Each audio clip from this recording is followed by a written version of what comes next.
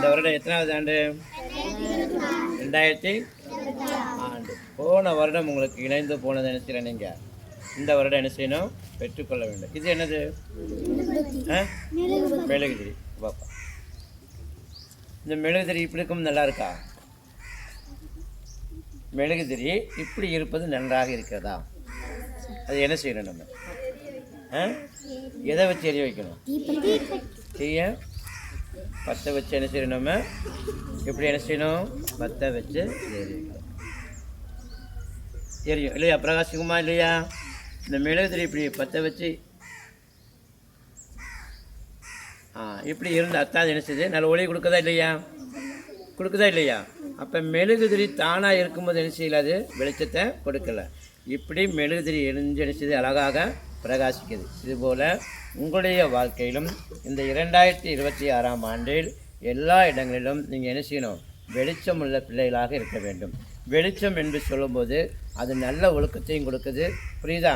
இருட்டுனா என்னது? பாவம். இருட்டுனா என்னது? பாவத்துக்கு நாம் அடிமையாகாமல், செல்லுக்கு அடிமையாகாமல் நல்ல நண்பருடன் பழகி இந்த வருடம் நீங்கள் எல்லாரும் என்ன செய்யணும்? எலும்பி பிரகாச மெழுகுதிரி மற்றவங்களுக்கு என்ன செய்யுது? வெளிச்சத்தை கொடுக்குது. ஆனால் தன்னை தான் என்ன செய்யாது? உருகுதா உருகலையா?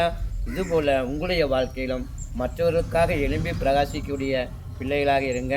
நல்ல நல்ல பிள்ளைகளை நம்பி இந்த நாடே இருக்குது தம்பி.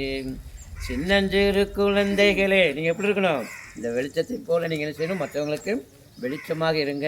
உங்கள் வகுப்பறையில் ஆசிரியர் கீழ்ப்பிடிங்க, பெற்றோருக்கு கீழ்ப்பிடிங்க, பெரியவங்களுக்கு கீழ்ப்பிடிங்க. அனுதினமும் பாடங்களை நன்றாக படிங்க. போன வருடம் இழந்ததை இந்த வருகிற வருஷத்தில் நம்ம என்ன செய்வோம்? பெற்று இந்த விளக்கு மெழுகுதிரி எப்படி பிரகாசிக்குதோ உங்களுடைய முகமும் எப்படி இருக்கணும்? ஒன்று சிரிப்பாக இருக்கணும். இருக்கணுமா? எங்கே சிரி பார்ப்போம்?